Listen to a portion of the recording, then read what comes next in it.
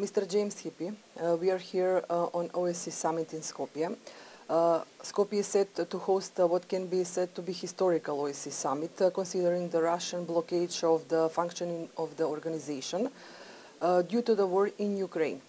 What is your impression of current discussions that is ongoing today? Well, look, firstly, my congratulations to the government here for their chairmanship this year and for organising a successful summit. It's not easy, given all of the geopolitical tensions that will inevitably affect the organisation and choreography of a conference like this. But the OSCE is almost the one remaining organisation within Europe in which we discuss security and at which Russia is still, and to which Russia is still invited. And so in that sense, this is a hugely important forum. The great shame is that even though this is the one remaining forum in which we can still try to do business in the wider interests of security cooperation in Europe, Russia seems so determined to hold things to ransom and to undermine the organisation, and that is a great shame, but further testament to the success of your government in making things work nonetheless. Do you see the presence of the Russian Minister of Foreign Affairs here as opportunity or otherwise? Because some of the countries, Baltic countries, Lithuania, Lithuania, Estonia, and also Ukraine and Poland boycotted the summit because of his presence here. Is his presence opportunity or otherwise? Well, I mean, it's neither an opportunity or not. I certainly have no intention of seeking him out for a conversation, and I suspect that most of my colleagues from allied and partner nations around the wider European community would feel the same. The reality is that in coming, he gets to hear firsthand the breadth of condemnation for the way that Russia is acting in Ukraine and the way that Russia is treating this organisation. And in that sense, it's good that he gets to come and hear that. But for the countries who express their concerns about his presence, I think that's perfectly understandable. It's the view of the UK government is that this is a forum that remains as the one opportunity to engage, and in that sense, that's why we're here. But the fact that the Russians are here is for other countries to make their own judgments over. The next presidency of the OSCE was problematic until consensus was reached. The next president state to be Malta.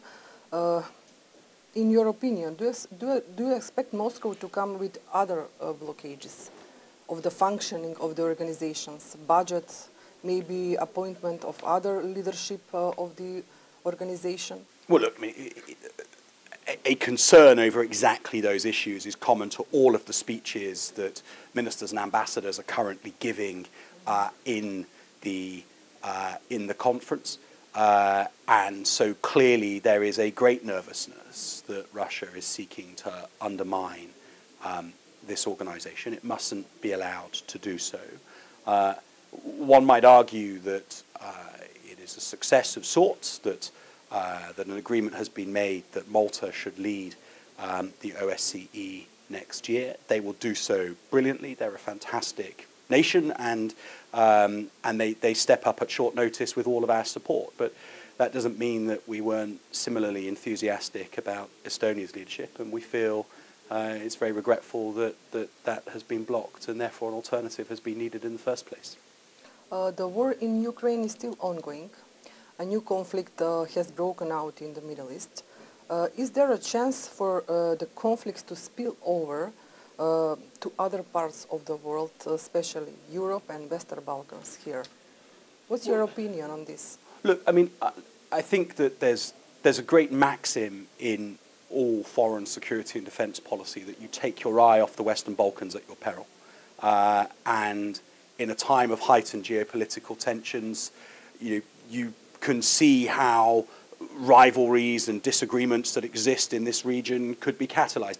My instinct is that that neither the war in Ukraine nor what is happening in Gaza directly inflame or catalyze the tensions that we've seen both in Bosnia and Herzegovina and in Kosovo over recent months, I think are the product of other things.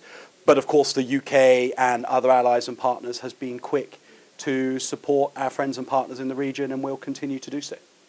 So NATO is some kind of protection, not some kind, it's protection for this region, especially for the countries that are part of NATO, as North Macedonia. As I said, we are part of NATO, but not of EU. Could the drawn out EU integration of Western Balkans countries create room for possible destabilization? This is connected question with the previous one, and influences from the third parts. Well, look, there's a really important point here. Nations get to choose their own pathway. NATO nor the EU are expansionist organisations seeking to... but they're perceived as some kind of security guarantee. Well, yeah, no, I agree. But I think Russia too quickly seeks to paint people wanting to join NATO and the EU as some sort of Western expansionist agenda. It's not. People want to be on a Euro-Atlantic trajectory because they believe in freedom, sovereignty, territorial integrity, democracy, all the things that are embodied in Western organisations like the EU and NATO.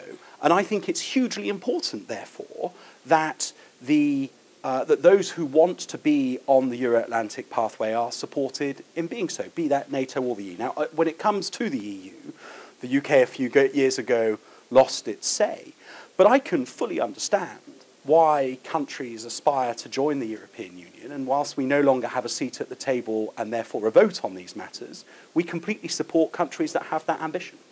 Okay. Great Britain and North Macedonia will soon mark 30 years of their bilateral relationships. The British support for North Macedonia, for the Macedonian army, and the fulfillment of NATO standards is well known. What plans do you have to enchase that cooperation? Well, first of all, I just want to pay some tribute to to the Macedonian Armed Forces and for the role that Macedonia has played as part of the donor community in supporting Ukraine. You know, there are some countries with massive military inventories and huge GDP, and we have put our hands in our pockets and reached into our stockpiles and into our military inventories to send things to Ukraine. And they often catch the headlines because they're the big donations.